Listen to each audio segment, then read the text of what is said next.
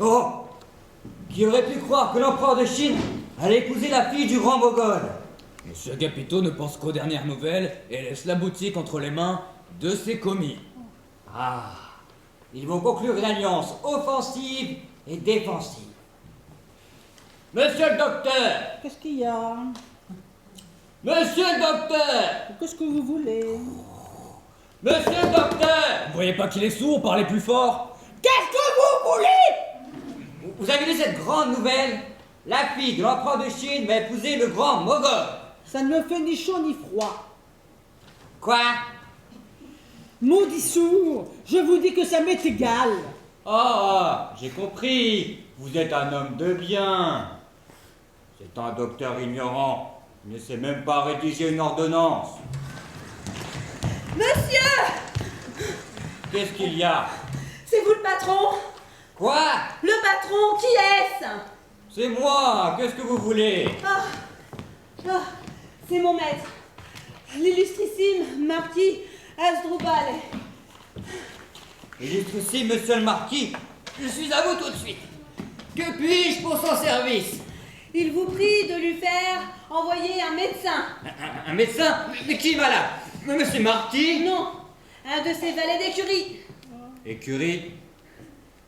Vous avez dit écurie? Oui, un valet d'écurie. Oh, que de sollicitude pour un valet d'écurie.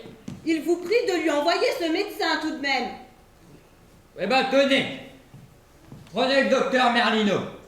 Il est bon, parce que le malade, c'est mon frère. Oh, bah pour un valet d'écurie, il est assez bon. Monsieur, la vie d'un valet d'écurie vaut autant que celle de son maître. Oui, oui, j'ai compris, c'est le maître qui vous envoie. Docteur Merlino, allez visiter ce valet d'écurie là. Allons-y. Si c'était un bon client, il ne m'y enverrait pas. Mais enfin, faut prendre tout ce qui vient. Ma brave femme, s'il faut un chirurgien, je suis là, moi. Je ne sais pas. Il a été pris d'une fièvre avec évanouissement. Évanouissement? Et il faut tirer du sang, n'est-ce pas, monsieur le docteur? Il faut tirer du sang. Allons-y et nous verrons. Le mal vient toujours du sang. Eh, si monsieur Agapito vous entendait, ça irait mal pour vous, hein. Heureusement qu'il est sourd. Bien sûr, je voudrais qu'au lieu de saigner les malades, on les bourre de pilules et de sirop. Ouais, qu'est-ce que vous voulez? Chacun travaille pour son commerce. Que le ciel me protège. On prétend que le grand Khan des Tartares, jaloux de cette alliance, va rassembler ses troupes près des frontières.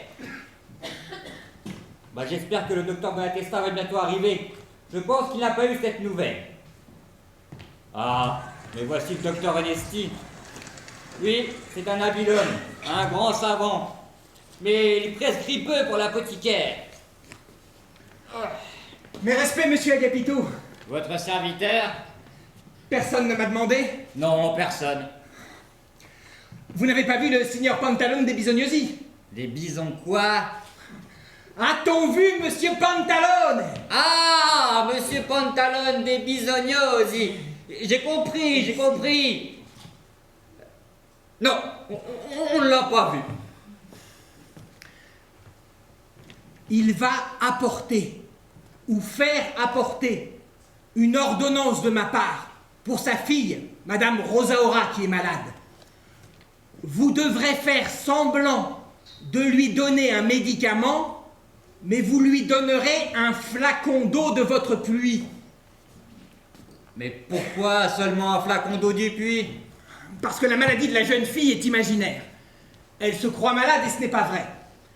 Alors, quelquefois, pour entrer dans son jeu, je lui donne un médicament qui ne lui fasse pas de mal. Je lui donne de l'eau de puits, plutôt que de lui encombrer encore l'estomac avec des drogues inutiles.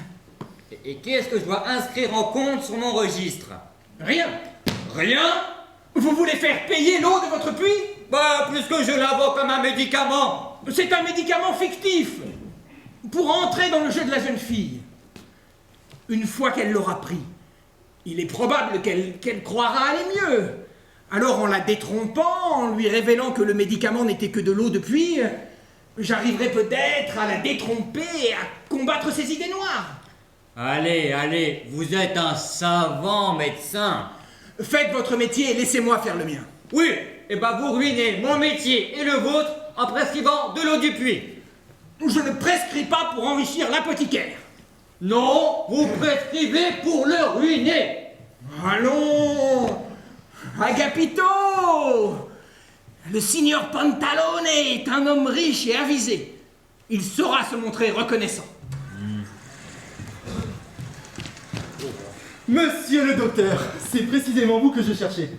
Qu'y a-t-il pour votre service? Je voudrais vous prier de bien vouloir me dire comment se porte Madame Rosaura. Êtes-vous un parent de Madame Rosaura? Parent, non. Je suis un ami. Un ami de son père ou un ami à elle? Je suis plus son ami que celui de son père. Je vais vous dire. Je souhaite l'avoir pour femme. Et j'ai fait demander sa main à Monsieur Pantalone. Mais lui, sous prétexte que sa fille est malade, il ne veut pas la marier. Et c'est pour cela que je désire savoir comment elle se porte. S'il est ainsi, sachez que elle va bien, mais qu'elle croit être malade. Ah, je la recommande à vos soins. Soyez assurés que je ferai mon devoir. Je peux vous demander une faveur? Si c'est en mon pouvoir, je suis à votre service, jeune homme. Quand vous la visiterez, faites-moi la faveur de la saluer de ma part. Vous me surprenez. Ce sont là des offices dont mes pareils ne se chargent pas. Je suis médecin. Je ne vais chez les gens que dans l'exercice de ma profession. Je ne m'insinue pas dans la vie domestique. Je ne joue ni les conseillers, ni les hommes d'affaires. Et encore moins les entremetteurs. Bigre. Ce docteur-là met sa profession très haut. Le docteur Merlino aurait fait moins de difficultés. Il faut absolument que je trouve un moyen de m'insinuer chez Madame Rosaura, la fille unique d'un père très riche et digne de toutes les attentions d'un homme qui désire faire sa fortune.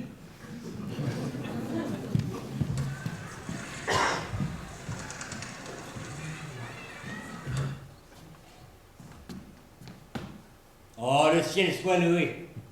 Le docteur de l'eau fraîche est parti.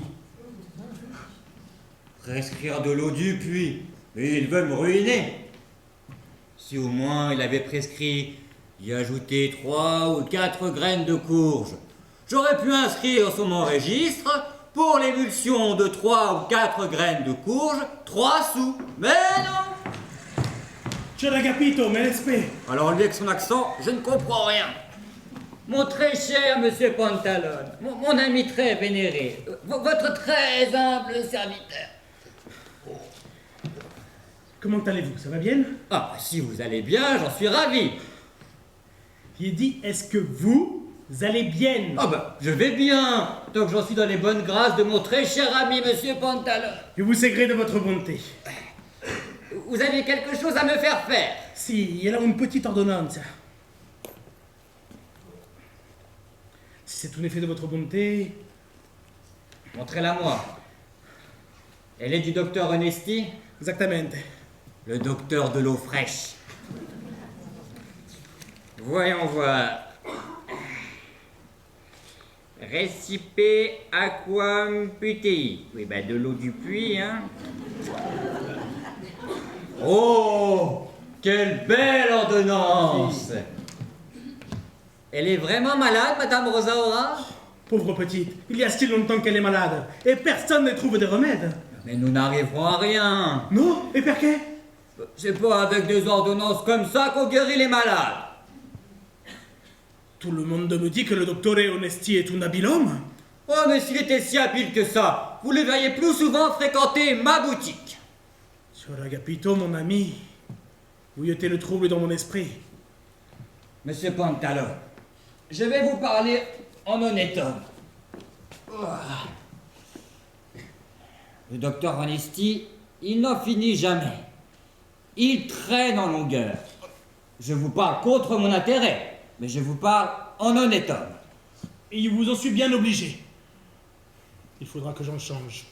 Est-ce que vous voulez que je vous présente un grand médecin, habile praticien, habile théoricien? Si, qui est cet habile médecin? Est-ce que vous connaissez le docteur Buonatesta? Je ne le connais pas. Ah, tant mieux, je suis content que vous le connaissiez. Qu'est-ce que je dois faire pour l'avoir? Ne vous inquiétez pas, il ne va pas tarder à arriver. Ma boutique est fréquentée par tous les hommes qui s'intéressent aux nouveautés. Et vous-même, Vous vous intéressez aux gazettes. Il ne m'y intéresse pas. Ah ben tant mieux. Laissez-moi vous lire celle-là, je pense que vous ne l'avez pas encore lue. La fille du grand Mogol va épouser l'empereur de Chine. Je voudrais qu'il vienne, ce médecin. Ah ben justement, le voici.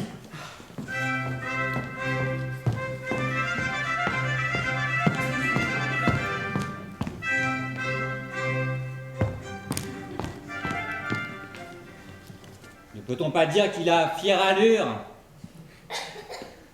C'est sourd, il appelle apparence.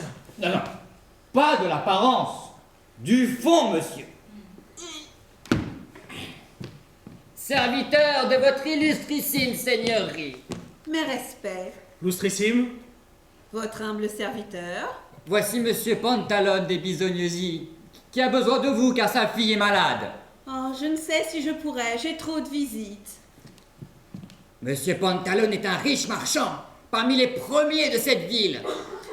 Votre humble serviteur.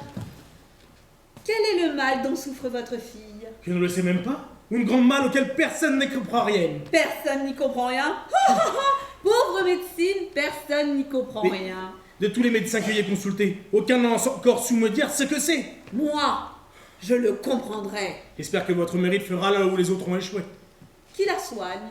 Le docteur est Honesti. Le docteur Honesti. Le docteur Honesti? Oui, le docteur de l'eau fraîche.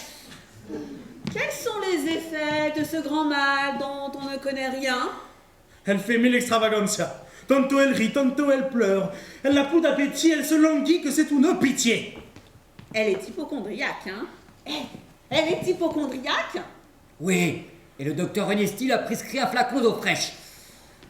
Signor Illustrissime, voudriez-vous venir visiter ma fille et voir si vous arrivez à comprendre quelque chose à son mal? Si j'y arrive à y comprendre quelque chose. Oh! Approchez! Vous allez être étonnés. À mon tour, vous m'avez dit, tantôt elle rit, tantôt elle pleure, elle ne mange pas, elle se languit. Elle doit avoir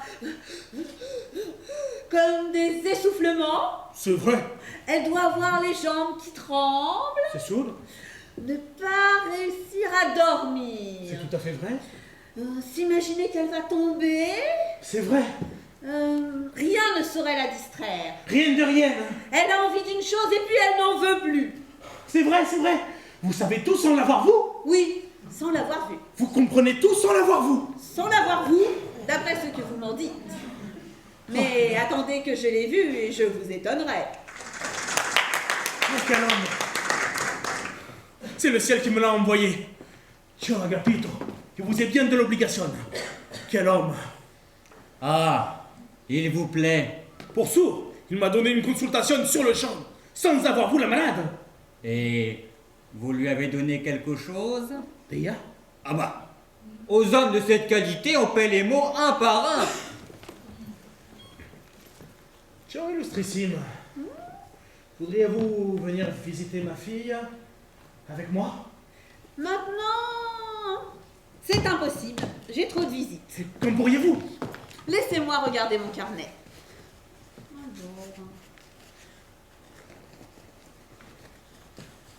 Alors, aujourd'hui, à 10h chez le comte Anselme, à 10h30 chez le marquis Ruggiero, à 10h45 chez la comtesse Olympia, à 11h chez le chevalier Roberto, à 11h15 chez le prince Casimir, à 12h Chez le prince, vous restez 3/4 d'heure? Oui, il aime la distraction. Il sacrifie volontiers 3 sequins pour parler avec moi pendant 3/4 d'heure. Une sequin par quart d'heure? C'est cher. Mais pour sauver cette petite, il faut des ponchables. Vous voyez, ce matin, ce ne sera pas possible. Hein. Si vous consentiez à enlever 2/4 d'heure au prince et à me les donner, je ferai mon devoir, sans que votre seigneurie y perde. Mon cher monsieur Pantalone, vous êtes un homme si comme il faut et si courtois que je ne puis refuser de vous faire plaisir. Je serai chez vous à 12h30 et j'y resterai jusque 13h. Et moi, je ferai mon devoir. En attendant, je vais aller encourager ma fille et lui dire que j'ai trouvé quelqu'un qui comprend sa maladie. Et vous qui comprenez son mal, comment l'appelle-t-on?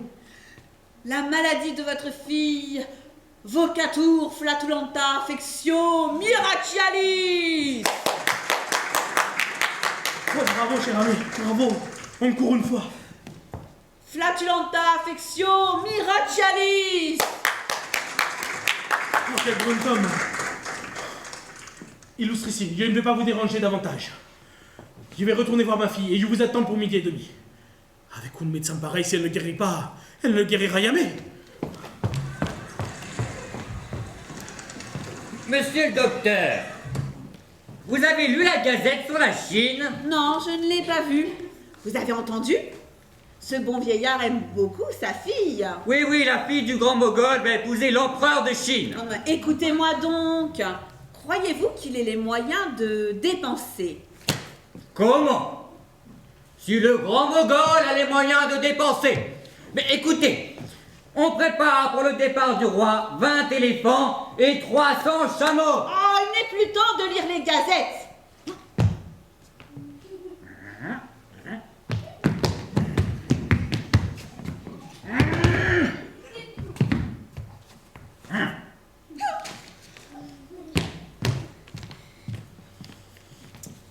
Vous avez du cordial Bien sûr.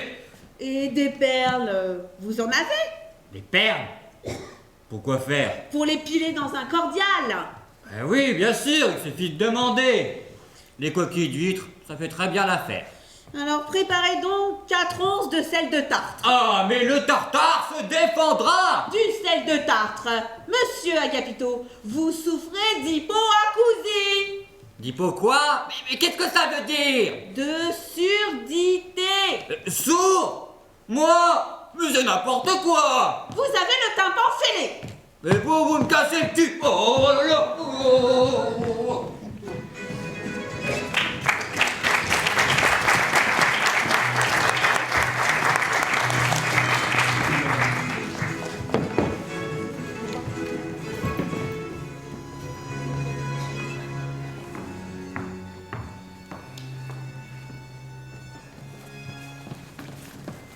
Allons, mademoiselle, soyez gaie. Ne vous arrêtez pas à tous les détails. Enfin, plus on y pense, plus le mal s'accroît. Car enfin, vous n'avez pas de fièvre, vous n'avez aucun malaise sérieux. Laisse Colombina, donne-moi la main. J'ai l'impression de tomber. Asseyez-vous ici. Que ressentez-vous? J'ai la tête qui tourne. Mais vous n'avez rien mangé depuis hier. C'est la faiblesse qui vous fait tourner la tête. Allons, mangez quelque chose. Je ne peux pas, je n'ai pas faim. Le docteur dit que si vous ne mangez pas, vous tomberez malade pour de bon. Quel est le docteur? Qui a dit ça? C'est le docteur Honesty. Le docteur Honesty? Peste. Le docteur Honesty est un très bon médecin. Et pourquoi? Parce qu'il vous rend la gaieté rien qu'à l'entendre murmurer. Ah, vraiment, tu exagères. Vous pouvez dire ce que vous voulez. Moi, je tiens à croire absolument à ce que je crois. Alors, qu'est-ce que tu as dans la tête? Qu'est-ce que tu crois? Je crois que tout votre mal, c'est le mal d'amour. Le mal d'amour, tu me fais bien rire. Je n'en ai pas envie. Et je crois que pour vous guérir, vous n'avez pas besoin du remède, mais du médecin. Que diable dis-tu là? Vraiment, il y a de quoi rire. Enfin, s'il en est bien ainsi, cessez de vous tourmenter inutilement. Parlez-en à votre père. Non mais tu es folle, mais vraiment tu me fais mourir de rire. Enfin, vous me faites plaisir, je vous vois rire. Mais c'est que tu dis des choses aussi. À moi, vous pouvez le dire. Vous êtes amoureuse? Non. Non. Non. Et moi, je dis que oui. Mais moi je dis que non. Non, non. Vous avez mal? Le gentil docteur va venir et il va vous guérir. Ah oui, petite folle. Y a quelqu'un? Est-ce qu'on peut entrer? C'est Madame Beatrice. Je l'aime bien, mais en ce moment je ne veux voir personne. Bonjour, ma chère Rosaura. Comment allez-vous? Bien mal. Fini de rire. Mais que ressentez-vous? Je ne sais. J'ai la tête qui tourne. J'ai une mélancolie qui me tue. Tout à l'heure, elle riait encore comme une folle. Vous avez de la fièvre? Je crois que j'en ai toujours. Mais pourtant, vous n'avez pas mauvaise mine, hein? Me dévoilaise, Colombina, donnez-lui de quoi s'asseoir. Tout de suite, à votre service.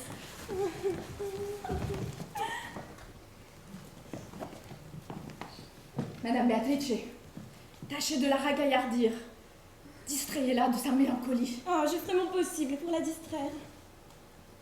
Madame, voulez-vous que j'aille vous préparer une petite soupe? Oh non, j'ai l'estomac qui se soulève rien qu'à en entendre parler. C'est le docteur Onesti qui l'a dit. Il l'a dit? Oui. Vous en voulez? Je me forcerai alors. C'est sûr, le docteur Onesti est son médecin, sa maladie et son remède. Cette nuit, vous avez dormi? Je n'ai pas fermé l'œil un moment. Mais quel est ce mal que vous avez? Je ne sais. Je sais que je me sens épuisée, que je n'ai pas la force de me tenir debout et que je me consume un peu plus chaque jour. Vous vous sentez oppressée? J'ai 10 malaises à la fois, l'un plus pénible que l'autre. Mais vous prenez des médicaments? Mais j'ai pris, je crois, une pharmacie tout entière et rien ne me soulage. Oh, Rosaura, vous savez quel est le médicament qui vous ferait du bien? Lequel? Un beau mari. Un mari? Vous me faites rire. Quoi, un mari, ça vous fait rire? Mais non, mais je ne ris pas du mari, mais de vous qui le dites avec cette bonne grâce. Vous avez envie que je vous le procure, ce médicament? Mais enfin, non, vous êtes étonnante. Ah, dites-moi en confidence, il n'y a personne qui vous plairait. Mais allons, ne me parlez pas de ces choses-là, enfin. Si vous n'osez pas le dire à votre père, confiez-le-moi, et je vous promets que je ferai les choses avec tact. Oh, cette chère Madame Beatrice, un peu de votre gaieté me ferait tellement de bien. Oh, je suis toute heureuse quand je vous vois rire. Mais vous feriez rire les rochers. Les rochers. Ma fille, tout va mieux. Oh. Tu vas bien, Beatrice. C'est toujours comme ça. Toujours comme ça. Respire. C'est son père qui doit une crise cardiaque. Tu as mangé quelque chose? Non, je ne peux pas arrêter, j'ai pas faim. Allez, mange un peu par amour pour ton père. Mange si tout-même. Et si manger, c'est une prescription du docteur Onesti. Je me forcerai. Ah. Tu te forceras par amour pour ton père. Ça te donne envie.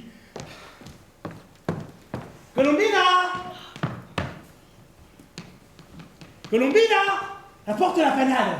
Rosaura en mangera. Par amour pour son père. Monsieur Pantalon, il faut penser à la santé de Rosaura. Et il dépensait bien de l'argent pour elle. Et il dépenserait tout ce que j'ai pour pouvoir la sauver. Oui, et il lui faut autre chose que des médicaments. Qu'est-ce qu'il lui faut? Un mari. Eh madame, qu'est-ce que vous dites? Dès qu'une jeune fille est malade, il lui faut une mari? Comme si le mariage était le remède à tous les maux. Et voyez dans son état la mariée? C'est pour la faire mourir. Si elle quitte son père, elle mourra tout de suite. N'est-ce pas mon âme, tu veux rester près de ton père? Oh, voilà, respire. Voyez, sur la Beatrice, si elle n'était pas près de son père, est-ce qu'un mari prendrait soin d'elle comme ça, quand elle se sent mal? Elle a besoin de son pauvre père, pauvrette. Oh, le bon vieillard. Voici la soupe. Oh non, je n'en veux pas, je n'ai pas faim. Allez, mange un peu, par amour pour ton père. C'est le médecin qui l'a dit. Je la mangerai alors. Elle se forcera pour moi.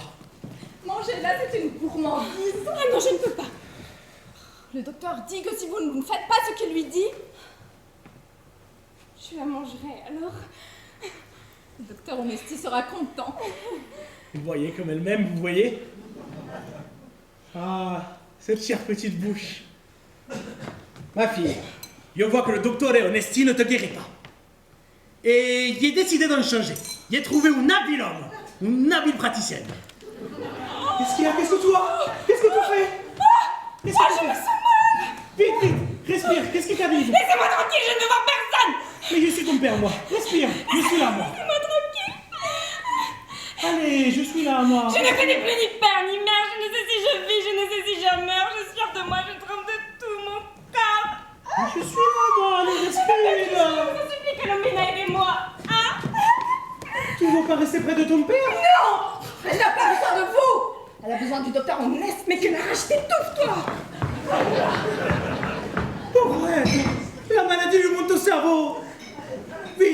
appeler les médecins. Le docteur Onesti viendra. Le docteur Buenatesta viendra. Et il en appellerait même un autre. Je veux tenir une consultation.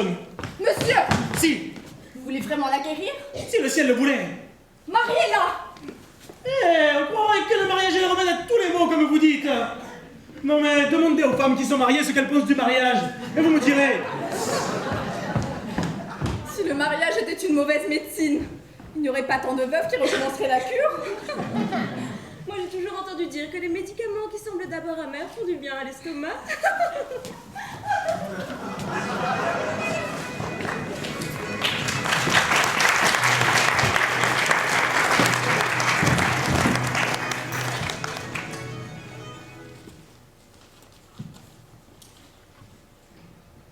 Ensuite, il y eut lieu les noces entre la princesse, fille du grand Mogol, et le prince héritier de Chine. L'empereur de Chine a envoyé une ambassade près du grand Khan des Tartares pour lui assurer de son amitié. Mais on pense qu'il n'acceptera pas. Mais s'il l'acceptera, il l'acceptera. Et ils vont s'entendre. Et il faut qu'ils s'entendent. L'eau ne fait rien que gâcher le poumon.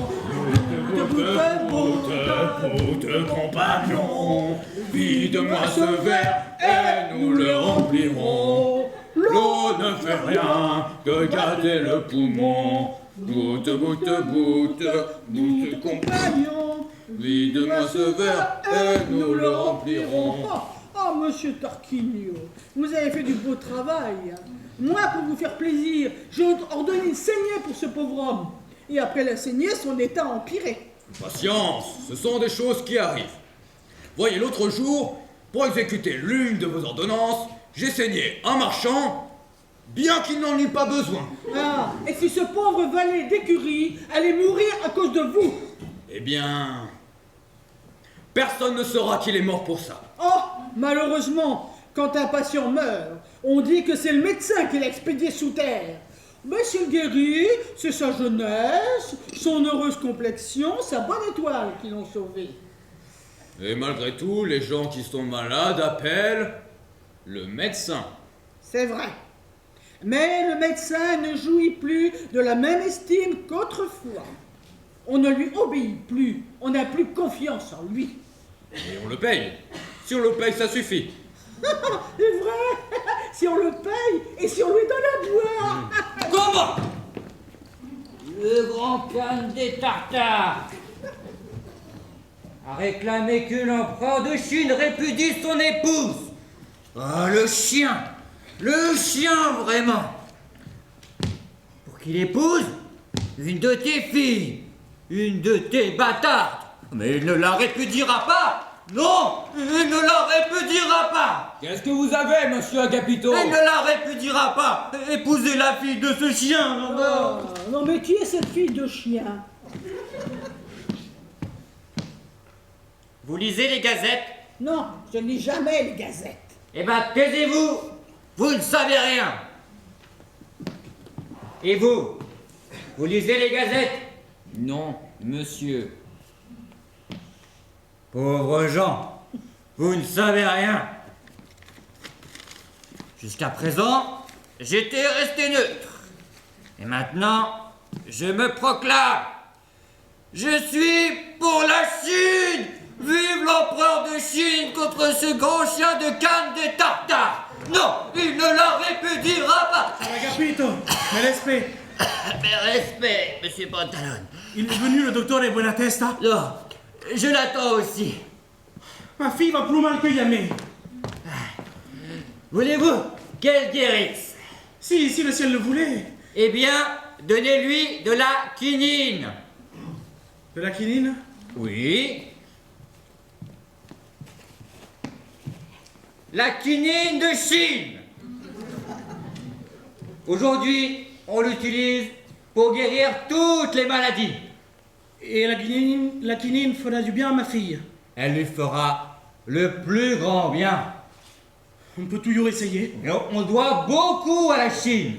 Vive la Chine contre ce grand chien de Khan des Tartares. Il ne la répudiera pas. Non.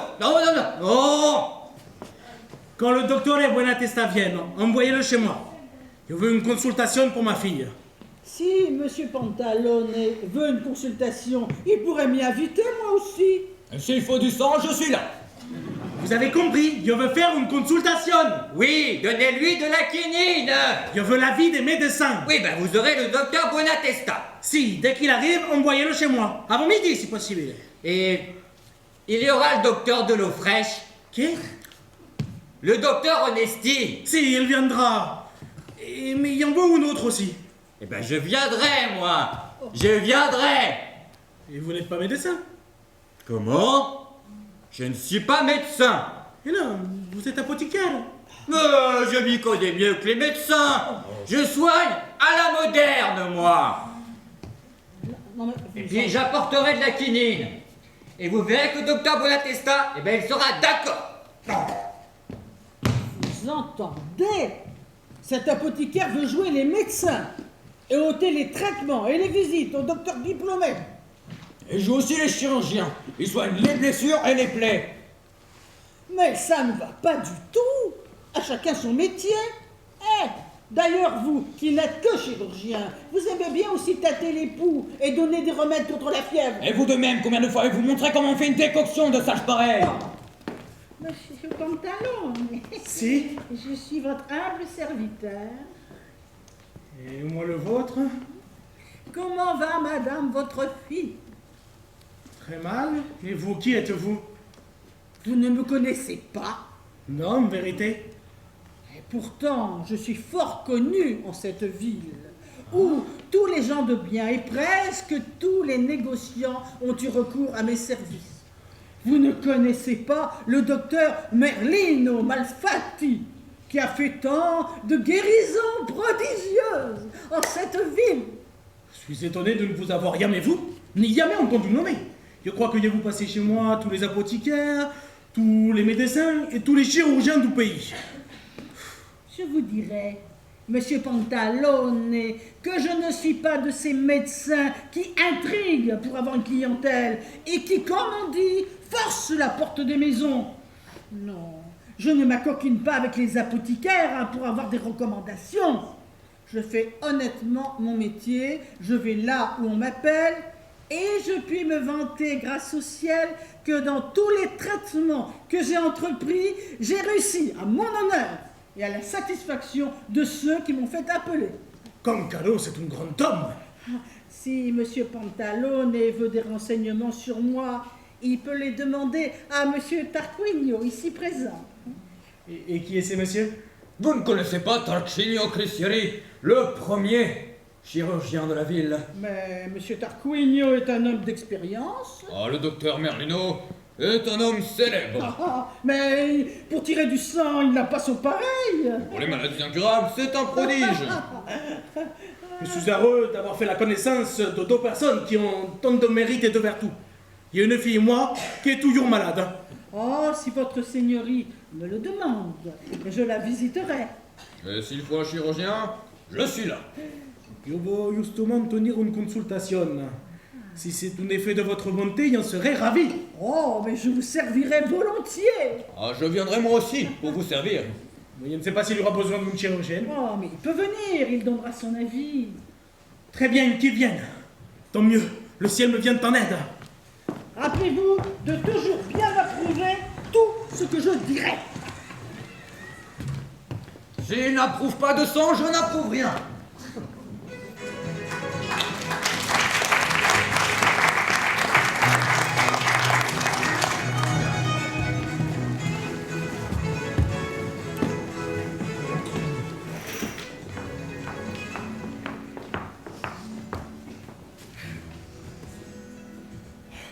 Ce morceau de panettone m'a fait le plus grand bien. Dès que j'ai vu mon cher petit médecin par la fenêtre, j'ai tout de suite retrouvé l'appétit. Mais à présent, j'ai soif, et je ne sais comment m'y prendre. Vite, vite, on vient! Cache-toi, le reste du pain, je ne veux pas qu'on me voie manger. Oh, ma chère Rosaura, mais vous ne voulez pas manger quelque chose? Oh non, je ne peux pas, je n'ai pas faim. Mais on ne peut pas vivre sans manger ni boire. Bon, pour vous faire plaisir, je boirai. Vous voulez de l'eau? Oh non, je n'aime pas ça. Voulez-vous du vin? Oh, ça ne me réussit pas. Vous voulez du thé? Je l'ai pris en dégoût. Voulez-vous du café? Ça me fait mal. Vous voulez du bouillon? Oh, ça me donne mal au cœur. Voulez-vous du vin de Chypre? Ah oui, du vin de Chypre. Je vais de suite en chercher. Bon, dites-moi, quand le docteur Onesti viendra, voulez-vous que je lui parle en secret? Mais non, enfin, madame, je ne veux pas que vous lui parliez en secret.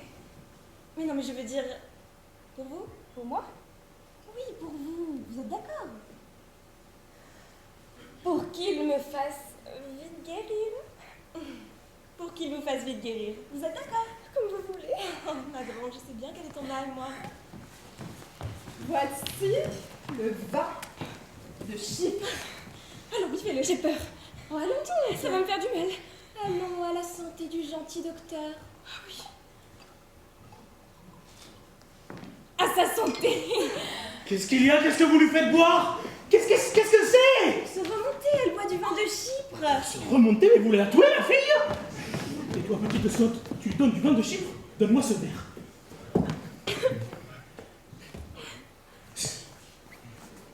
Du vin de Chypre. Tu voulais la faire mourir, hein? On a frappé, monsieur. Allez voir qui c'est. Une pauvre malade, tout ça. Ah, cette fois, il monte le vin de ma bouche. C'est le docteur Onesti. Tu changes de couleur. À ce mot de docteur. Oula, ne t'inquiète pas, nous allons tenir une consultation. Mes humbles respects. Monsieur le docteur Lay, nous allons de mal en pis. Qu'avez-vous, madame? Oh, je ne sais. J'ai une soif cruelle. Un peu loin, je ne peux rien lui donner, tout lui fait mal. Si elle a soif, donnez-lui à boire. Monsieur le docteur, de vous à moi, je vous dirai quel est son mal. Je le devine. Mais elle doit vouloir un mari. Colombina, faites-vous donner le flacon de cordial que vient d'apporter le garçon de l'apothicaire. Prenez un verre et revenez. Tout de suite. Faites attention à ne pas faire empirer les choses. Ah, fiez-vous à moi. De toute façon, elle ne le prendra pas. Madame Rosaura, si c'est moi qui vous le donne, vous le prendrez. Oui, monsieur. Vous avez confiance en moi. J'ai confiance en vous. Tant mieux. Quand le malade fait confiance au médecin, il guérit plus rapidement. Me voici. Ah, donnez. Allez, ma chère petite. Assieds-toi un peu. Monsieur Pantalone, laissez-moi faire. Oh oui, laissez-le faire, il sait mieux s'y prendre que vous, enfin. Ce n'est pas moi qui lui donne, elle ne le prendra pas. Si c'est moi qui vous le donne, vous le boirez. Oui, monsieur. Tu veux que ce soit moi qui te le donne? De Non, monsieur. toute façon, cela ne lui fera rien. Madame Rosaura, il est dommage qu'une jeune fille comme vous se laisse abattre par la mélancolie. Vous êtes dans la fleur de la jeunesse. Pensez à vous marier. Allons, buvez. Dès qu'on saura que vous êtes guéri, on vous demandera bien vite en mariage. Oh, cet homme a redonné vie. Tu parles sérieusement, toi? Oh oui, vraiment, je vais bien mieux. Vous voyez comme cette eau est miraculeuse. Nous ne sommes plus de joie. Oh, monsieur le docteur, vous m'avez rendu la vie. Oh, elle va vraiment mieux. Qu'est-ce que c'est que cette eau? Ah, c'est un secret. Mon secret. Entendu qu'il apprendra que c'est de l'eau du puits. Ah, monsieur Pantalone. Si. Voulez-vous que je vous donne un conseil pour que votre fille se porte toujours bien? Si, mon ami, parlez. Donnez-lui un mari. Vous parlez sincèrement? Faites comme je vous dis et vous serez content.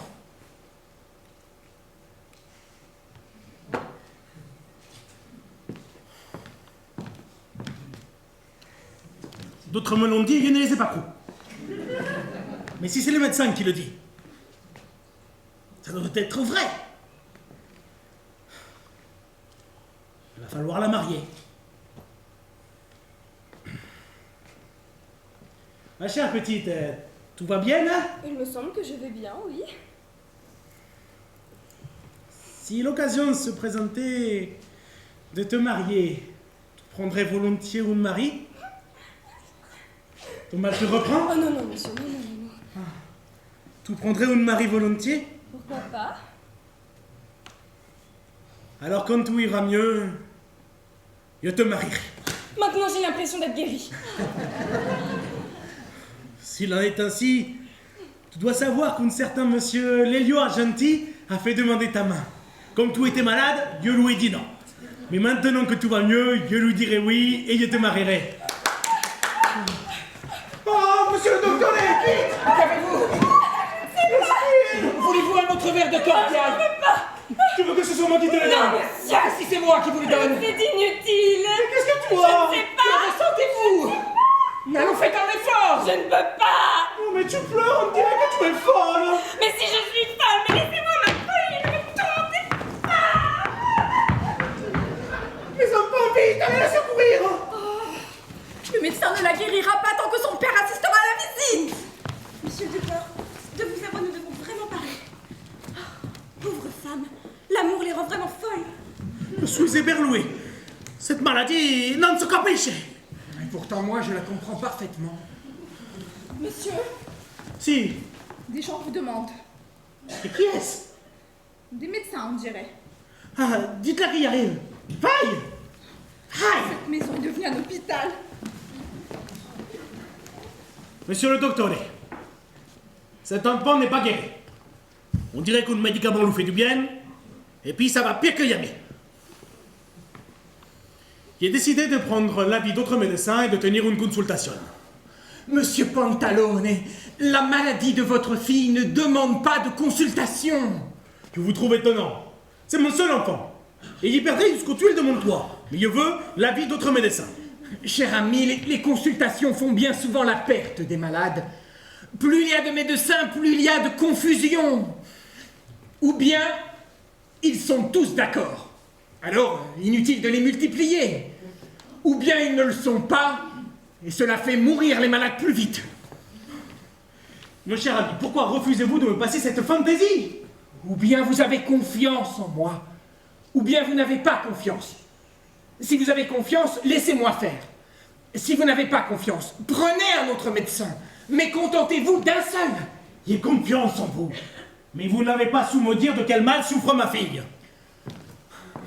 Je vais vous parler en honnête homme, en homme de bien.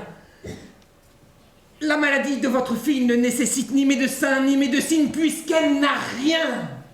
Je vous trouve étonnant, vous lui avez pourtant donné une cordiale qui lui a fait du bien. De quel cordial il s'agissait? De l'eau de pluie, toute pure. Est-ce que vous racontez cela la requinquée? Pure suggestion, elle n'a rien. Si elle n'a rien, elle n'a rien. Mais je veux l'avis des autres médecins et je veux l'entendre. Vous en trouverez des médecins qui vous diront qu'elle est gravement malade. Mais ce ne sera pas vrai. Elle n'a rien. Ceux à qui il fait appel sont des hommes de bien. Qui sont-ils? Le docteur Buenatesta et le docteur Merlino Malfatti. En parfait, un imposteur et un ignorant. Ce ne sont pas d'habiles praticiennes? Je ne dis du mal de personne. Ce sont des amis à vous? Je suis ami avec tout le monde. Répugnez-vous à tenir une réunion avec eux? Je parle avec qui on veut. Bien. Nous tiendrons cette consultation.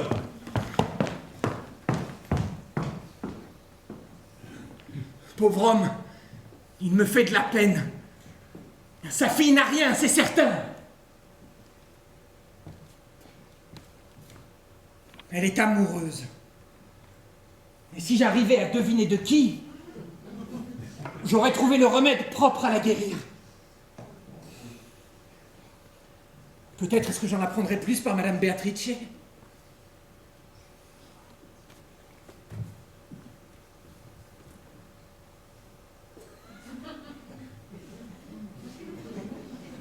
Rosaura me lance à moi des œillades langoureuses et passionnées. Mais je les considère comme les regards d'une maladie imaginaire qui supplie son médecin. Je ne crois absolument pas qu'elle soit amoureuse de moi. Si j'avais le moindre soupçon, je cesserais immédiatement mes visites. Car je ne veux pas qu'on dise de moi que j'ai abusé de ma profession pour séduire la fille d'un homme de bien. Je suis un homme honnête qui met sa dignité avant tous les intérêts du monde.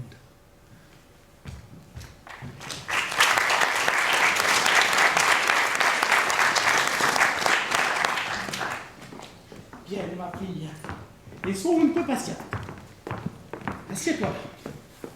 Et fait venir les médecins pour qu'ils puissent nous dire de quel mal tu souffres. Oui, écoutons l'avis de 3 médecins, afin que s'ils me font mourir, on ne sache pas à qui on attribue la faute. Mais ils ne sont pas là pour te faire mourir, ils sont là pour te faire guérir. Mon cher petit docteur, lui seul pourra me guérir.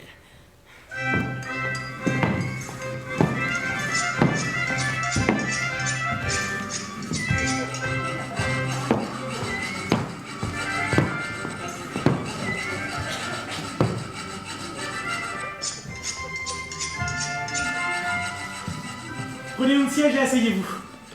Monsieur Torquigno, il ne s'agit pas d'un cas de chirurgie. Il se peut qu'il y ait besoin de sang. S'il y a besoin de sang, on vous appellera. Et comment je ne peux pas m'asseoir au milieu de ces messieurs? Je suis médecin, moi aussi. Va. Messieurs, veuillez écouter de quel mal souffre ma fille. Et donnez votre sage opinion pour savoir de quoi elle souffre. Voilà.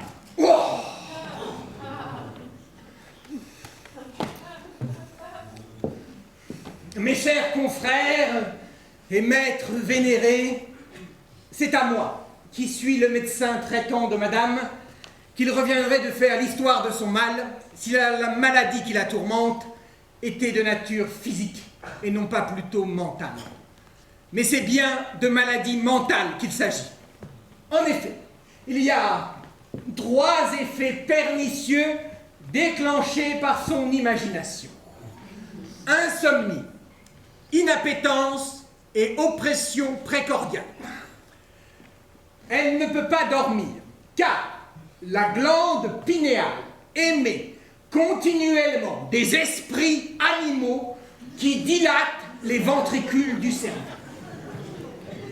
Elle n'a pas d'appétit, car l'agitation des 10 esprits secoue violemment la fibre, d'où alourdissement du ventricule par des matières non digérées et visqueuses, ce qui provoque l'inappétence. Elle souffre d'oppression précordiale, mais la régularité du pouls nous indique qu'il n'y a aucune anomalie d'aucune sorte, d'où il faut encore conclure que c'est la puissance de l'imagination qui empêche pour un temps la respiration, ce que me confirme la rapidité avec laquelle elle passe du rire aux larmes. Je conclus. Donc, puisque la maladie de cette femme n'est pas de nature physique, mais purement mentale et imaginaire, il faut, pour la guérir, parvenir à lui rendre l'imagination moins sombre, en élucidant la cause de ses obsessions et en donnant satisfaction à ses désirs, s'ils sont honnêtes, ou en les contrariant s'ils ne le sont pas. En m'en remettant, mes chers confrères, à la sage opinion de vos mérites éprouvés. Oh mon cher petit docteur, il a bien vu mon mal. Monsieur le docteur Léonesti veut absolument que ma fille soit folle. Docteur Merlino, donnez votre opinion. Je m'en remets en tout point à la sage opinion du docteur Honesti. Vous vous en remettez à lui, vous, mais pas moi. Remarquez bien, messieurs, que l'oppression précordiale peut sans doute provenir d'un sang épais, pléthorique et coagulé. S'il vous plaît, votre pouls.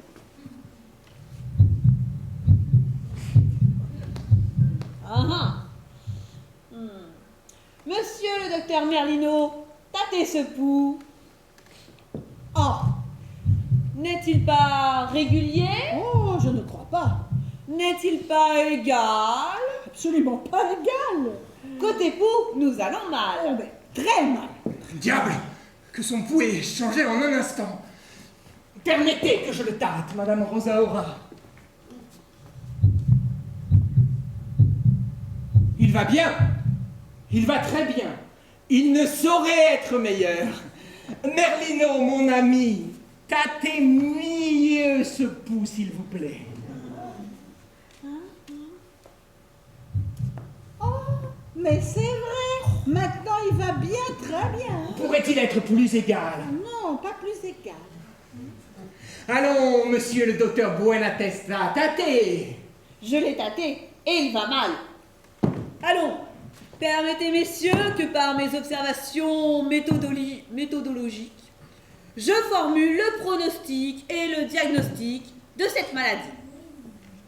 Chère madame... Mais quel est votre nom? Mon nom n'a rien à voir avec ma maladie. Nous ne sommes pas ici pour interroger, mais pour soigner. Mais pour dire des âneries. Quel âge avez-vous? Oh, il veut savoir mon âge à présent. J'ai 20 ans. Mais non, ma chère petite, tout on a 24. Êtes-vous gai ou mélancolique? Selon les occasions. Ah, tantôt elle rit, tantôt elle pleure. Le rire excessif et involontaire provient a praecordium inflammatione. Il faut y porter remède.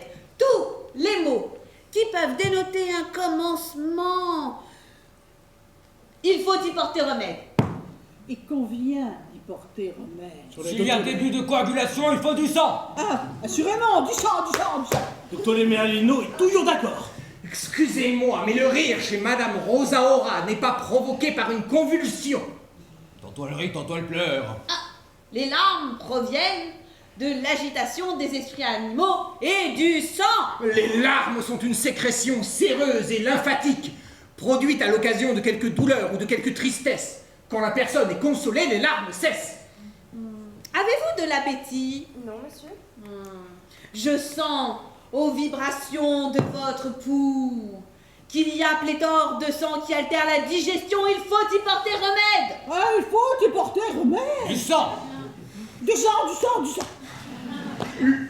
Excusez-moi, mais si l'on prétend conclure à l'abondance de sang d'après le pouls, je dis et je répète que le pouls de Madame Rosaura est normal, régulier, vigoureux, sans aucune anomalie qui puisse en dénoter de l'altération. Il s'agit d'une question de fait. Je dis qu'il y a de l'effervescence. Monsieur Merlino, tâtez. Ouh là là. Ouh, effectivement, il y a de l'effervescence. Excusez-moi, mais je ne peux pas comprendre comment le docteur Malfatti peut-il voir de l'effervescence. Et d'ailleurs, je vous prie, pour mon instruction, de me dire quelle anomalie marque un pouls effervescent. Allons, Merlino, mon ami, tâtez ce pouls. Il va bien. Ah oui, à présent, il va très bien. Messieurs, j'en ai assez de me faire tâter le pouls. Vous l'avez assez bien tâté comme ça et je n'en veux pas davantage. Discourir, consulter, ordonner tout ce que vous voulez. Je ne fais aucun cas de vous et je ne vous crois pas. Comment? Vous ne faites cas de personne? Si, de vous et si vous pouviez faire cas de moi aussi. Et peut-être que nous nous porterions bien mieux. Vous l'avez fait fuir. Je crois que je ne l'ai pas bien comprise. Or donc, si nous ne pouvons pas nous mettre d'accord sur la qualité du pouls, nous ne pouvons pas nous mettre d'accord sur la cure. Moi, je dis que la maladie de votre fille est très grave. Mais les 2 quarts d'heure sont passés, malheureusement le comte m'attend et je ne dois plus tarder. Et qu'est-ce que vous avez conclu? On a conclu comme je vous avais dit qu'on conclurait. Monsieur Pantalone, mes respects. Mes respects. Allons donner ses honoraires à monsieur le docteur Buenatesta et donnez-les lui généreusement. Aussi peu. Tant pis pour vous. Y a-t-il autre chose pour votre service? Si c'est tout l'effet de votre bonté, qu'est-ce qui va se passer pour ma fille? Très obligée. Je ne peux pas rester, je suis désolée. Je reviendrai, nous discuterons. Votre fille Rosaura guérira après un long traitement.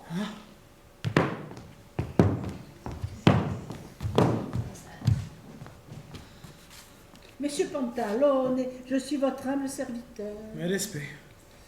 Allons, il veut être payé lui aussi. Oui aussi, pour avoir dit ce que disaient les autres. Vous l'avez appelé, il faut le payer. Si vous n'avez plus besoin de moi, je vais à mes affaires. Tenez, voici mon petit cadeau. Ah, très obligé. Hein? À moi qu'à l'autre. Et qu'est-ce que vous dites de ma fille?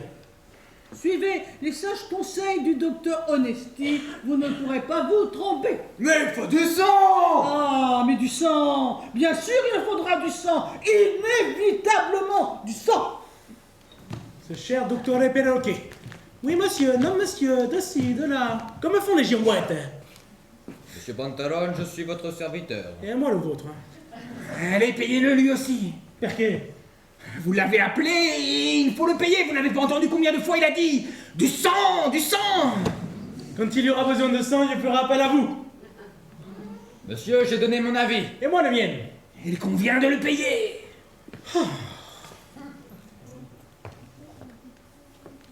Voici une pièce d'or. J'espère que cela vous satisfait. Très satisfait. Et même pour vous montrer ma reconnaissance, je tiens à vous donner un conseil. Si Madame Rosaura ne voulait pas de saigner, bon, on pourrait lui appliquer des ventouses. Eh, monsieur. Ça, je conseille. Allons, monsieur. Laissez-moi vous payer cette consultation. Ah non, cher ami, je vous en prie, pour cette consultation, je ne veux rien. Pourquoi? Parce que je ne veux pas profiter de votre excessive crédulité. Oui, pourtant me dit de donner leur paye aux autres médecins. Les autres la méritent, cette paye, parce qu'ils vivent d'imposture. Moi, non. Je n'aime que l'honnête profit. Je vous dis, et je vous répète ce que je vous dis depuis le début. La maladie de votre fille ne demande ni consultation, ni médecin. Elle n'a pas besoin de consultation ou de médicaments. Elle a besoin d'un mari. Je vous ai révélé son mal. À vous de trouver le remède qu'il lui faut.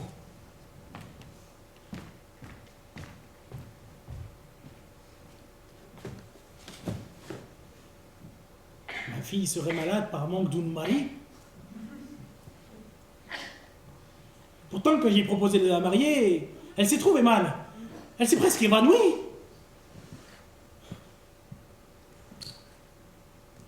Ce giovane dottore Onesti est trop jeune. Il n'a en tête que des polissonneries. Il n'arrêtait pas de contredire ce grand homme qu'est le dottore Buenatesta. Et pourtant, lui, il en sait plus quand il dort que l'autre quand il veille, je crois. Ne voit-on pas que c'est un grand homme? Il parle latin.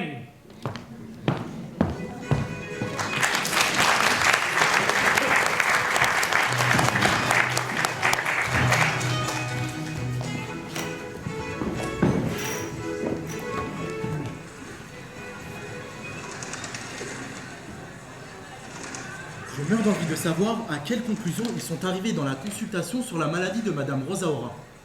Le docteur Merlino Malfatti m'a assuré que c'est maintenant que devait se tenir la consultation. Quelqu'un sortira bien de la maison et je finirai par m'en informer. Voici le docteur Bonatesta. Monsieur le docteur, de grâce, comment va Madame Rosaura? Très mal, très mal. Pauvre petite. Je le regrette pour elle. Et je le regrette pour moi.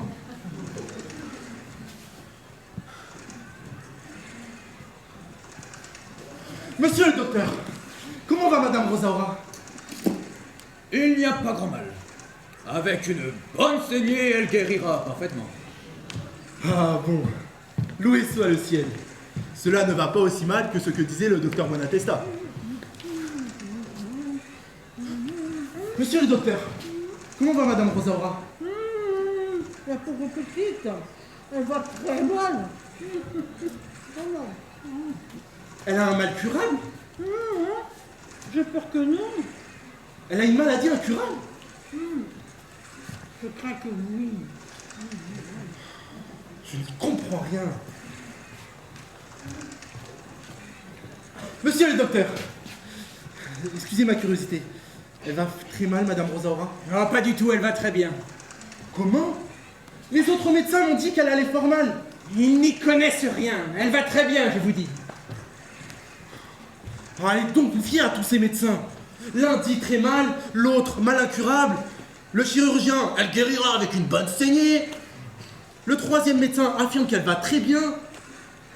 Je peux donc conclure qu'aucun de ces médecins ne sait ce qu'il dit. Hippocrate a raison dans cet aphorisme qui dit « Ars longa vita brevis ». Sauf que moi, cet aphorisme, je l'interprète à ma façon. Ars longa pour les médecins qui n'en finissent pas de l'apprendre, vita brevis pour nous, autres malheureux, qui en faisant confiance aux médecins, abrégeons notre vie.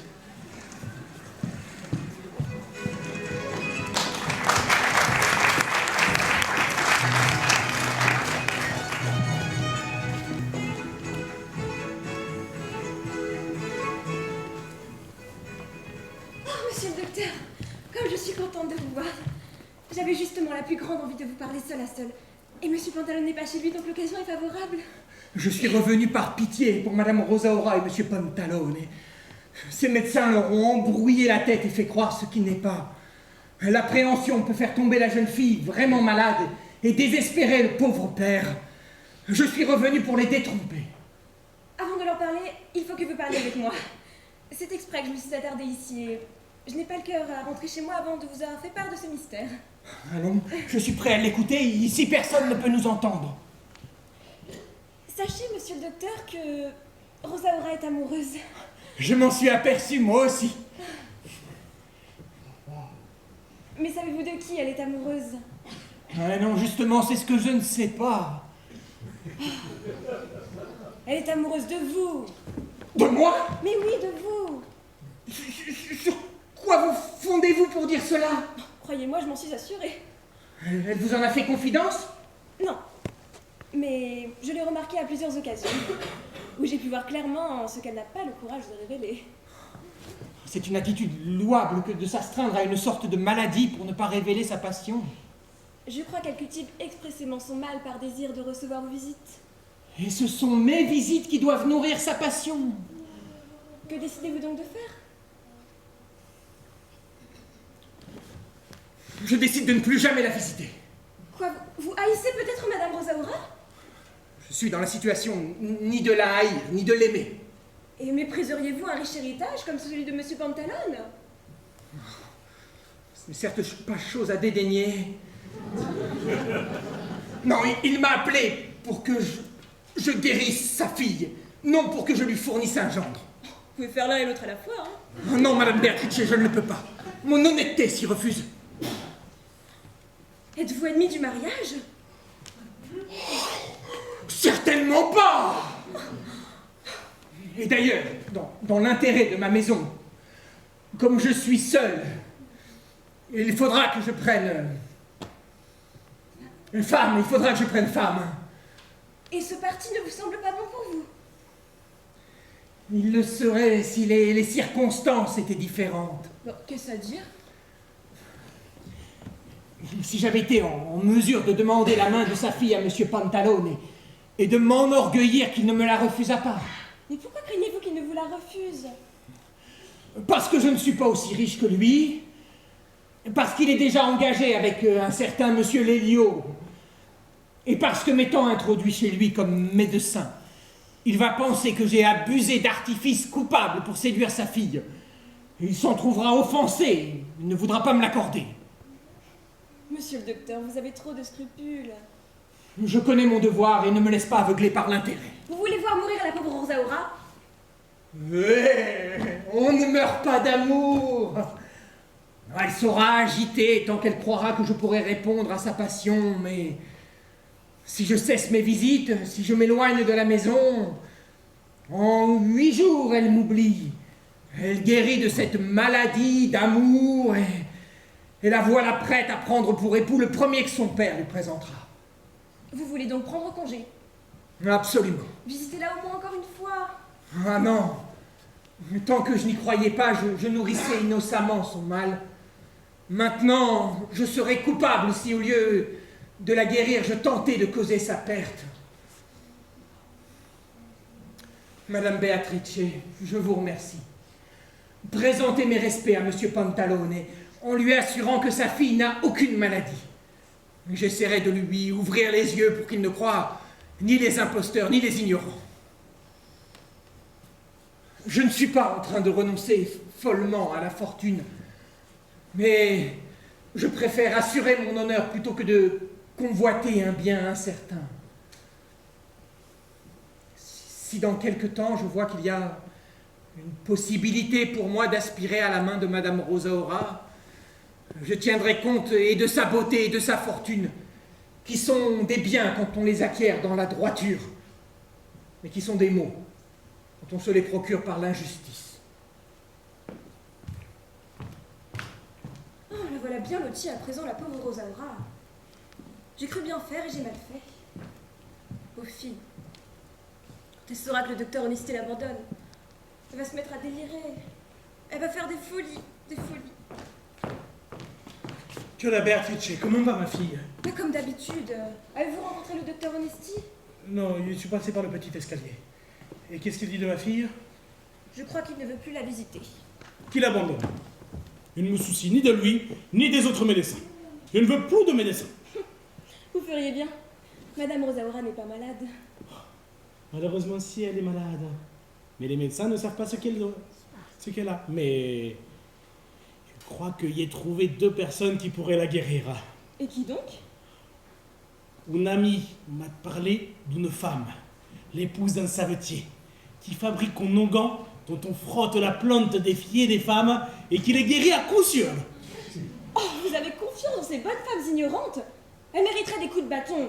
Elles s'introduisent dans les maisons, elles font croire qu'elles ont des secrets et elles ruinent ceux qui leur font confiance. On peut toujours essayer. Non, je vous conseille de ne pas vous y fier. On m'a aussi parlé d'une guérisseur qui a des secrets terribles. Qu'est-ce que c'est votre guérisseur? Un grand homme. Si vous voyez cela, il fabrique des médicaments qu'on ne trouve pas chez les apothicaires. Il a guéri plus de gens qu'il y a de cheveux sur la tête. Je suis allé chez lui. Oh là là, si vous voyez cela. Il a des armoires pleines d'attestations de gens qu'il a guéris. C'est peut-être un charlatan. Ah oui, un charlatan vraiment. On ne le trouve pas dans les foires.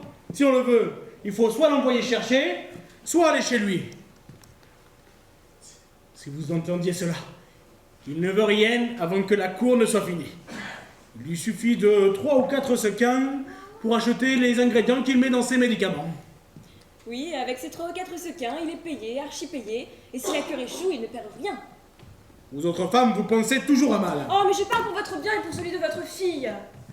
Je suis content que vous vouliez du bien à ma fille. Mais je suis ici chez moi, et je sais ce que je fais. Madame Beatrice, ma maîtresse vous prie de venir la trouver. Qu'est-ce qu'il y a? Qu'est-ce qui se passe? Elle a fait une malaise? Dis-moi. Non. En ce moment, elle n'a pas besoin de vous. Elle a besoin de Madame Beatrice. Je suis son père, il peut y aller. Non. Je vous ai dit qu'elle n'a pas besoin de vous, elle a besoin de Madame Beatrice. Mais qu'est-ce qui se passe? Allons, en ce moment, elle n'a pas besoin de vous. Sharon, allez voir ce qui se passe. Pauvre petite, j'y vais tout de suite. Elle a appris que vous avez parlé au gentil docteur et elle meurt d'envie de savoir ce qui vous êtes. Pauvre petite, quand elle saura ce qu'il en est, elle va souffrir à en mourir. Je vais acheter l'onguent de cette femme, il ne coûte pas cher. Et puis, je vais appeler ce guérisseur. Je crois qu'il a une baume qui guérit 30 ou 40 maladies.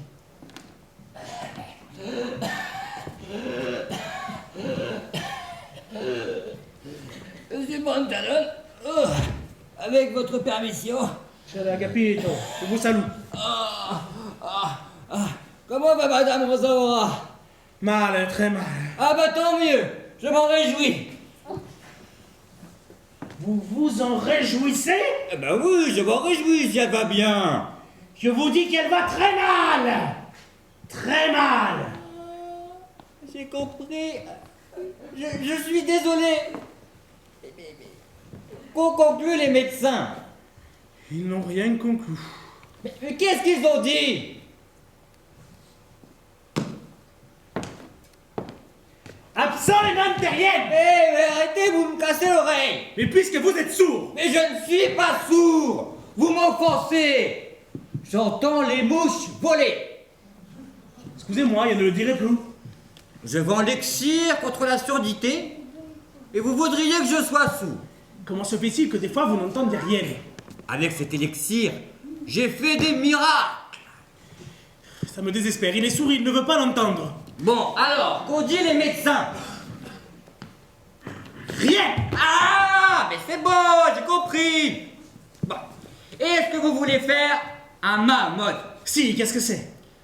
Donnez-lui 2 ou 3 doses de quinine de Chine. La quinine, avec ma fille, ça ne passe pas. Bon. Eh bien, c'est pas grave. On lui donnera un purgatif pour que ça passe. Un peu de crème de tartre? Ah non! Pas de crème de tartre. La crème de tartre et la quinine, ce sont 2 médicaments qui s'opposent. Comme sont ennemis l'empereur de Chine et le grand Khan des Tartares. Vous avez compris? J'ai fait appel à un guérisseur. Oh, un guérisseur? Un guérisseur? Mais ce sont la ruine des apothicaires. Ne les écoutez pas, ne les croyez pas. Ce sont des charlatans! Charlatans! Charlatans! Oh. Celui à qui il est fait appel est un grand homme. Oh, mais oui, c'est un grand homme! Et comment s'appelle-t-il ce grand homme? Asdrubal. Oh, mais je le connais! Il est venu chez moi. Ah. Il m'a acheté un petit peu d'alcool aromatisé. Il a fait passer ça pour un remède à lui. Et avec 3 sous, il a fait 20 écus. Et donc pour ma fille, qu'est-ce que l'on fait? Il faudrait un peu d'alcool. Mais oui, le grand mogol! Ou bien il nous faudrait de la quinine. Hein? Oui, le mogol et la Chine. Je suis au désespoir. Monsieur! Si. Madame Rosaura s'est trouvée mal! Hein? Elle s'est trouvée mal, Mais vite. qu'est-ce qui se passe? Ma fille s'est trouvée mal. Mais quel mal! Elle a fait une malaise. Il faut de la quinine! De la quinine pour le tuer! De la quinine pour le tuer!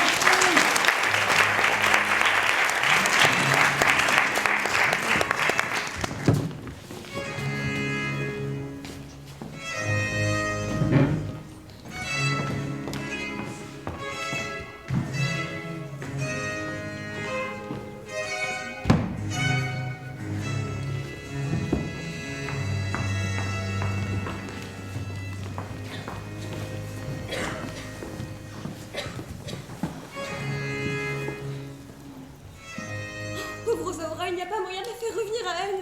Madame Beatrice, excusez-moi, mais vous avez eu tort de lui dire que le docteur Onesti l'abandonne. Oh mais quoi, j'aurais dû lui donner des illusions. Vous auriez pu, oui, pour gagner du temps. Je suis femme et je n'ai pas le défaut de mentir. Vous avez surtout celui de ne pas savoir vous taire. Ma fille, qu'est-ce que tu as? La voilà, toujours évanouie. Mais qu'est-ce qu'elle a? Tu as la capitale? Oui, je suis là. Vite. Calmez-vous, vous devenez fou! Ma fille est évanouie, je me remets à vous, allez. Si seulement elle pouvait prendre de la quinine. Vous voyez pas, elle ne peut pas. Oui, en effet. Bon, poussez-vous, vous. Allez.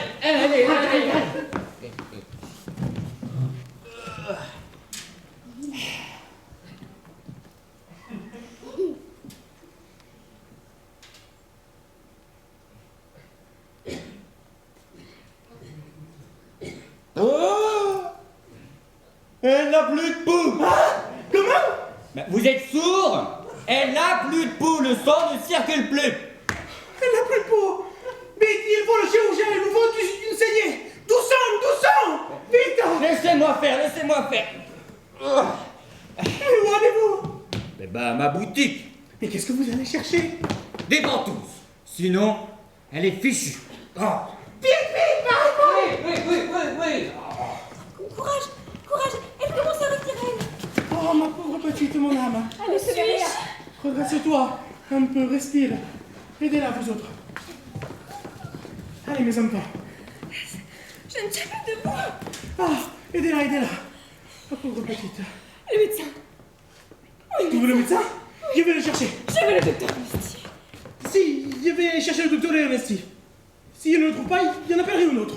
Je ne veux pas qu'elle reste sans médecin. Si les médecins viennent, qu'ils restent.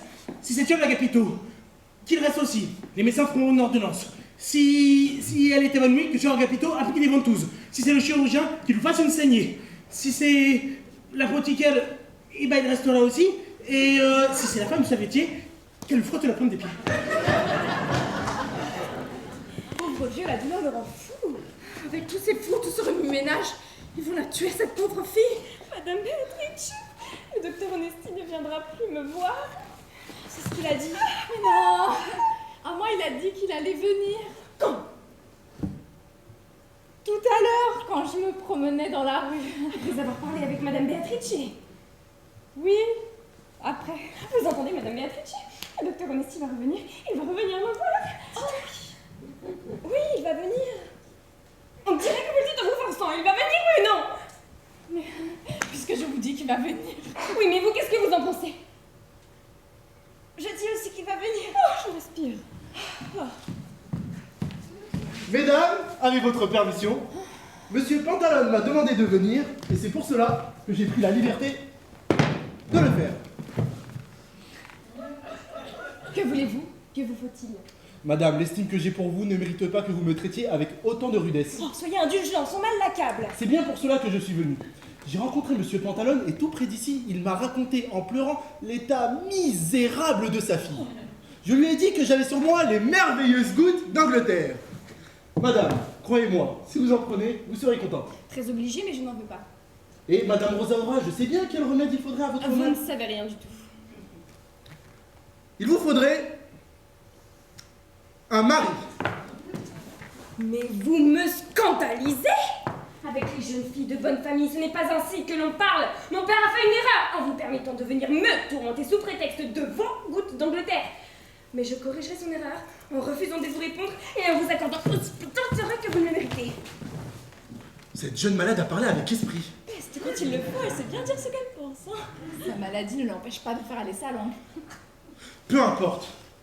Aussi durement que vous me traitiez, je supporterai tout, en l'attribuant au mal qui vous tourmente. Je dois attendre Monsieur Pantalone pour lui témoigner que je n'ai pas manqué au devoir que j'ai de le servir. Je me sens mal. Voulez-vous les gouttes d'Angleterre? Non, monsieur, laissez-moi tranquille. Elle sait se trouver mal à volonté, celle-là. Je n'y crois pas et je ne veux pas m'en aller. Monsieur, quand une femme dit à un homme qu'elle souhaite être laissée tranquille, la civilité voudrait qu'il s'en aille. La civilité, ce n'est pas vous qui me l'apprendrez. Voici le médecin, le docteur Honesty. Ah non, c'est le docteur Bonaté qui l'a lu. Tiens.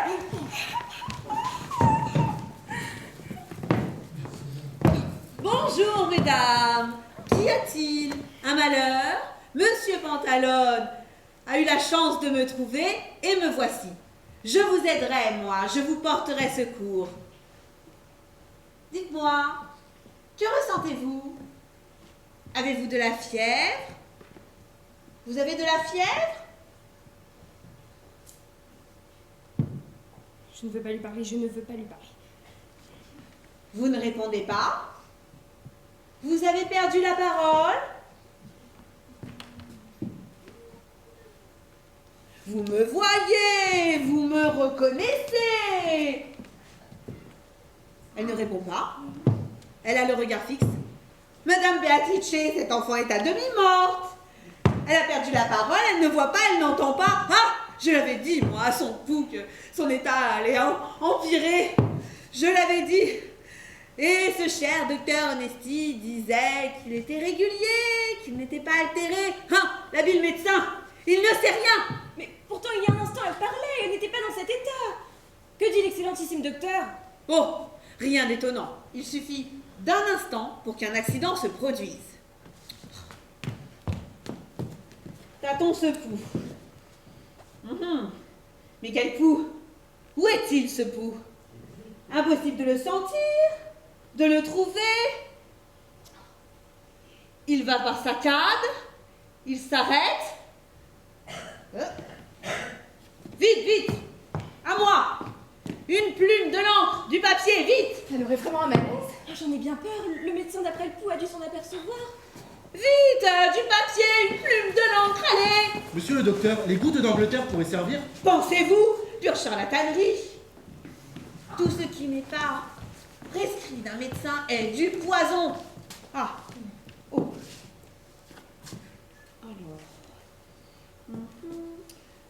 Recipe, Margarita Roux, Écris, de toute façon, je ne comprendrai rien. Drachmas, Duas. Oh, qu'y a-t-il de nouveau? Monsieur Pantalone est venu me chercher chez l'apothicaire et je suis venue illico presto. Qu'est-il arrivé? Ne vous l'avais-je pas dit que le cas de Madame Rosaura était grave, hein? Ne vous l'avais-je pas dit? Et moi, que je dis?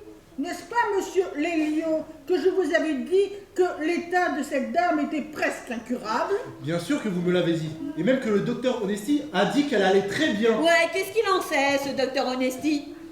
Elle a perdu la parole. Elle a perdu la parole? Oh, Madame Rosaura, comment allez-vous? Et que ressentez-vous? C'est vrai. Elle a perdu l'usage de la parole. Tâtez-lui le pouls. Oh, quel pouls! N'est-il pas bloqué? Ah, il est bloqué. N'est-il pas saccadé? Ah, mais il est saccadé. N'est-il pas symptomatique? Ah, mais j'allais le dire. Il est symptomatique. J'ai fait préparer un cordial, je sais que vous approuverez. S'il vous plaît, mesdames, envoyez quelqu'un chez l'apothicaire. Pour le moment, il n'y a personne. Monsieur Lelio, allez-y vous-même. Je crois en votre cordial autant que vous croyez à mes gouttes d'Angleterre. Oh, Me voici, me voici. Mais que voulez-vous? Monsieur Pantalon m'a envoyé voir si Madame Rosaura a besoin de moi. La pauvre petite, elle a perdu la parole. Elle est symptomatique. Du sang. Madame Rosaura, comment allez-vous? Vous ne parlez pas? Vous ne répondez pas? Et poussez-vous! non, ne pratique pas de saigner sans l'ordonnance du médecin. Dans un cas pareil, messieurs, vous ne prescrivez pas de sang? Vous avez votre métier, nous avons le nôtre. Nous avons le nôtre. Et pendant ce temps, la malade, on ne la soigne pas. J'aurais doctoré Honesti. Pourquoi faites-vous tant de difficultés à venir visiter ma fille? Je suis un homme de bien, et je sais reconnaître les gens de mérite. Quel besoin avez-vous de moi quand votre fille est entourée par tant d'habiles hommes? Et, docteur Merlino, il voit que le cas est compliqué, il souhaite se retirer. Oui, il souhaite se retirer. Je suis revenu par pitié pour Madame Rosaura. Pauvre petite, ils vont l'assassiner. Qu'est-ce qui se passe? Qu'est-ce qu'elle a, ma fille? Elle est hébétée. Elle a perdu la parole. Elle est symptomatique. Elle ne parle plus? Non, elle est symptomatique. Mais pour qui? Elle a perdu la parole? Regardez-la. Je suis abasourdi. Madame Rosaura. Que m'ordonnez-vous, monsieur le docteur? Comment allez-vous? Comme ci, comme ça. Elle parle. Pourquoi dites-vous qu'elle ne parle plus? Oh, le paroxysme une fois passé, la nature a une crise. Oui, une crise salutaire. Oh, il respire, il y avait le corps serré. Je pense qu'elle avait perdu la parole parce qu'elle ne voulait pas parler. Oh, les femmes, elles en savent long. La crise qui a changé le mal de Rosaura, c'est la venue du docteur Honesti. Ces médecins ne savent pas où ils en sont. Pauvre malade. Alors, puisque la maladie a changé, il faut changer la médication. Assurément. Si, changez la médication, prescrivez, résolvez, allez.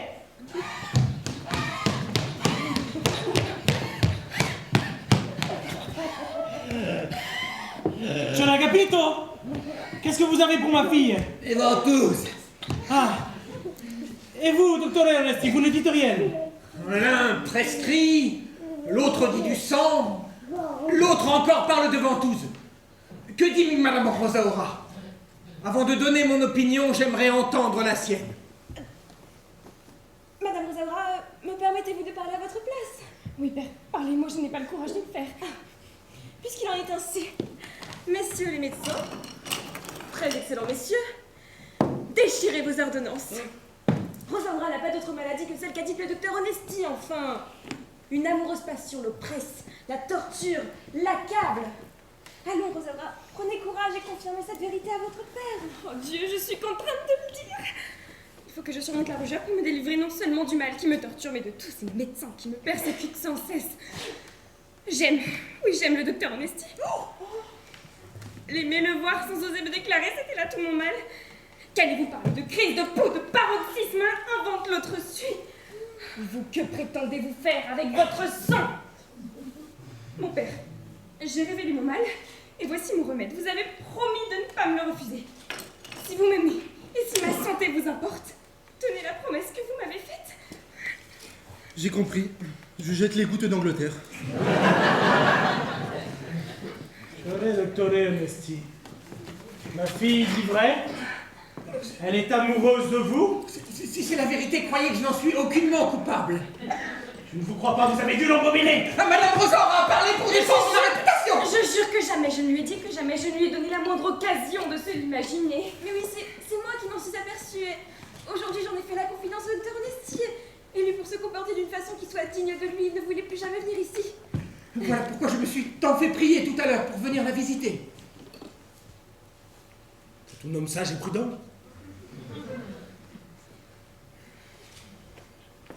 Messieurs les médecins, vous avez entendu de quel mal souffre ma fille. Nous n'avons plus besoin de vous. Si votre fille est folle, nous ne le sommes pas. Ah non, nous ne sommes pas fous. Mais Qu'ont dit les médecins? Vous êtes sourd? Mais non, je ne suis pas sourd. Si vous n'êtes pas sourd, vous avez dû entendre. Oh. Monsieur le docteur Onesti, je vois que ma fille est malade. À cause de vous. Et qu'elle est amoureuse de vous. Et que seul un mariage pourrait la guérir. Alors je souhaiterais de tout mon cœur vous l'offrir, si vous la voulez. Je serais prêt à accepter de vous ce don généreux, mais avant, je veux m'assurer qu'il ne vous reste aucun soupçon que j'ai pu la séduire en venant la visiter. Vous n'y pensez pas. Je connais votre caractère. Et sur la Beatrice, ma fille, on en dit bien assez. Puisqu'il en est ainsi, j'accepte de vous ce don précieux. Et m'adressant à Madame Rosaura, je lui prie de ne pas dédaigner ma main. C'est la vie que vous m'offrez en me proposant votre main. Je l'accepterai avec joie et ce serait la fin de mes épreuves. Et vous cesserez de nous tourmenter, de nous rendre fous tout ce temps que nous sommes. Qu'est-ce qu'ils ont dit? Donc, messieurs, je peux m'en aller. Bon voyage. Merci.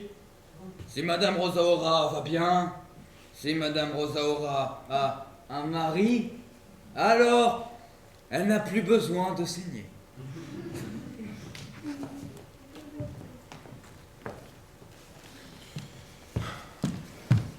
Monsieur Pantalone, j'ai tout compris. Madame Rosaura est guérie, mais elle n'est pas pour moi. Vous me l'avez d'abord refusée à cause de sa maladie.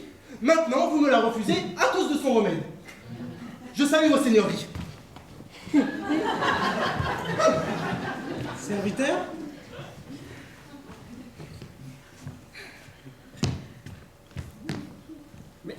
Monsieur Pantalone, qu'ont dit les médecins? Comment va Madame Rosaura? A-t-elle toujours besoin de ventouses? Je le docteur Onesti. Tu as capito que voici, plein de zèle. Voyant que ma fille était évanouie, a apporté des ventouses pour la guérir. Oh, une femme évanouie et appliquer des ventouses! Assassin! Si je sais appliquer des ventouses, mais bien sûr! Ça suffit! On ne peut plus tolérer pareil homme dans cette ville, au mépris de la santé et de la vie des malheureux qui pourraient tomber entre ses mains. Vous devrez fermer boutique. Vous ne serez plus apothicaire! Je ne serai plus apothicaire! Et la corporation ne peut plus vous supporter! Vous quitterez ce pays! Vous fermerez boutique! Oh bah tant mieux! Comme ça les médecins arrêteront de me déranger quand je lis mes gazettes! Oh! Je le vois bien à présent qu'il était fou. Et vous lui avez fait confiance si longtemps. Vous aurez au moins appris qu'il y a des imposteurs et des ignorants. Moi aussi, j'ai appris comment trouver un mari à force d'évanouissement. Ma chère Rosaura, maintenant que je vous vois heureuse et contente, je rentre chez moi en me réjouissant avec vous de votre bonheur. Je vous remercie de l'attention que vous me portez. Ma fille, vous n'êtes plus malade? Je ne suis pas complètement guérie. Assieds-toi un peu. Le signore dottore Onesti achèvera la cure.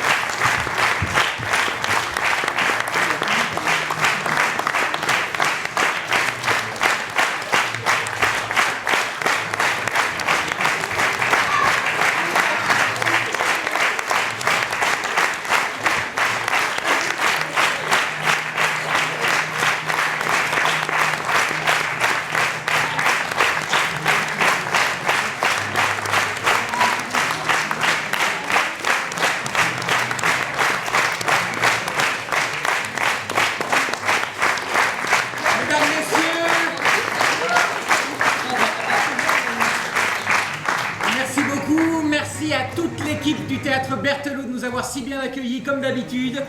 Merci aux amis du Théâtre Berthelot. Merci à Anne Anxolabert pour les costumes. Merci à Dany Robert pour les décors. Et merci à Madame Hélène Bayard.